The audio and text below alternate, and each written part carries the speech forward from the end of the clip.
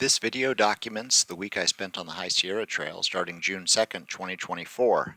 As important as the date is the amount of snow that was out there. So the first few slides are showing the Sentinel Weekly maps from CalTopo Pro and also the snow water equivalent data graph from the state. As long as I was starting out in the sequoia, why start at Crescent Meadow? I could start at the big tree, so those first few pictures were of the giant sequoias, including the General Sherman tree where I began my adventure. Most of the snow had melted off the Panther drainage, so these creeks are relatively minor, pretty easy to walk through. Definitely just get wet. Don't bother trying to stay dry on the more serious creeks. Sometimes like this, the trail is just water. The views along there are spectacular. Mehrten's the first creek where you really have to get wet to do it safely. I stepped through towards the left edge of this. The water was shallow, all that foam, there wasn't a lot of push, it was just mostly air in the water. For the second half of Mehrten, there's a pool down here that's about knee deep where there's not a lot of push.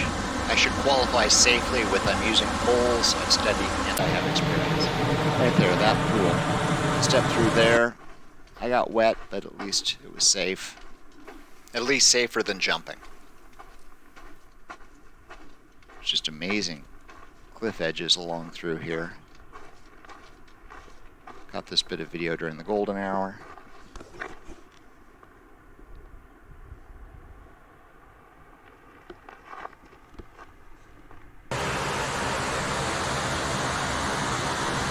A little before 9 Mile, there's this bit of water, which was as difficult as Mehrten.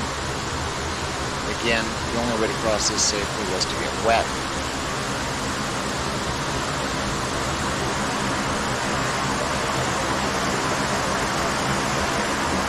Fortunately, it wasn't pushing very hard, so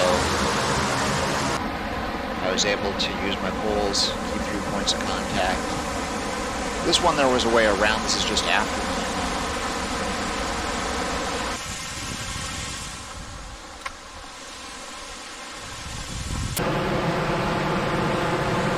This one would not be safe to cross, but fortunately you can see there's a bridge. This is just before heading up towards Bearpaw Camp. Lovely creek beneath the bridge. First bit of snow in the valley just before Bearpaw Camp. Take a little detour there and look out from Bearpaw Camp. These are starting to get close towards Hamilton Falls. Looking across, you can see how Hamilton Lakes are up behind the ridge there.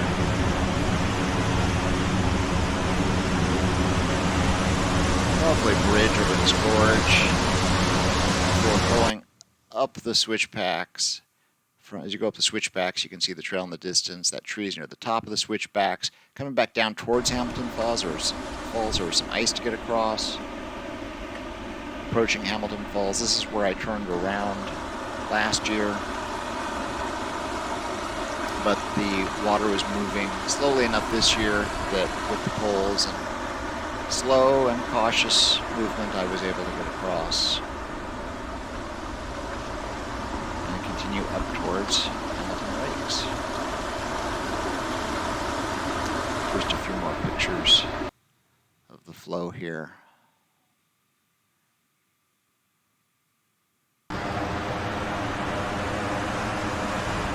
And looking up.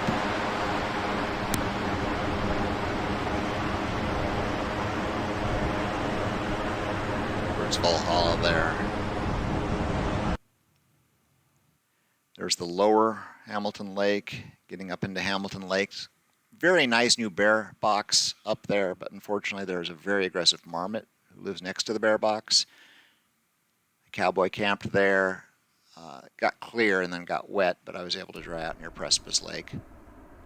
The hike up from Hamilton Lake to Precipice Lake is magnificent. Took a nice long video here of Hamilton Gorge. I was looking for some solid video of this area. Fortunately, all of the ice had melted. It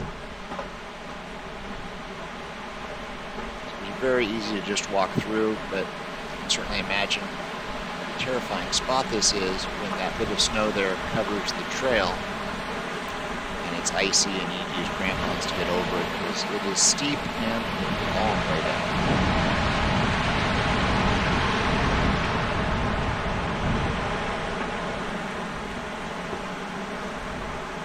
Continuing up towards Upper Hamilton Lake and toward Precipice Lake, there was continuous snow. I put on my crampons. I kept my crampons on. It was very steep in parts. Many of the switchbacks were covered, but the lakes were gorgeous. Just below Precipice Lake, the blue. There's Precipice Lake there, just starting to thaw.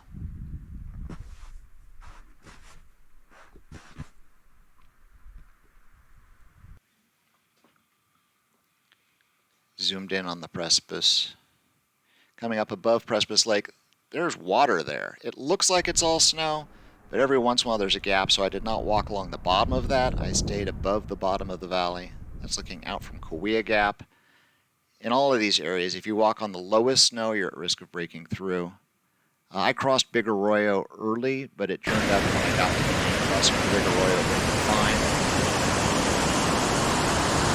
Still plenty of water for a while, but the closer I got to Moraine Lake, the less water there was. It started to dry out, except for there's a cute little lake there. But along the ridge, the trail out in that area, very little water.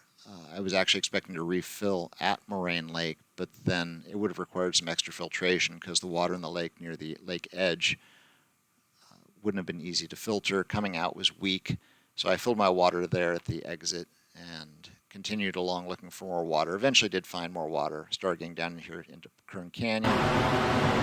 See the Kern River. Fortunately, there's a nice solid bridge over the Kern River because the Kern River is very intense. The hot springs were in perfect condition. There's camping just after the hot springs. Fortunately, there's a nice log across this, is this Rock Creek, I think? Ferns in the canyon. The river's braided places. It's calm enough to get in and rinse your feet, but there's also plenty of intense places at the Kern too. Saw a bear well going through there. Somebody's trimmed off that log, so that's really nice for crossing Wallace Creek. Slept next to Lower Wallace. Here's working way up towards Upper Wallace. We're about to get to Wright.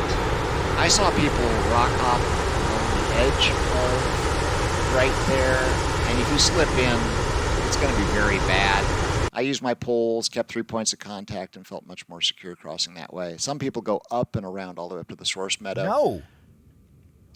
You do not belong here. Get out. Lake. I don't know if I belong there either, but that marmot was going into my vestibule and trying to get to my tent. A few pics here of the Guitar Lake area and heading up toward Whitney. A lot of snow in parts. A couple times had to put on crampons. Got off trail a couple times. The Pikas warned me. They didn't shout at me nearly as much when I was on the right trail. The view from the top of Whitney was spectacular. There's a view out towards the desert, another view out towards where I came from. I tried to take some exaggerated 3D photos of the surrounding mountains. Those are the mountains that you go around on the High Sierra Trail to get here. Coming back down, there were a few spots where I used the crampons up here. Thanks to my dad for dropping me off and making logistics easy on the way in. It was great to meet Anya and Guanani. I appreciate their companionship and thank them for the ride down to the Best Western at the end of the hike. And Tusen Tak to Sandre for hiking down together and sharing his special chocolate.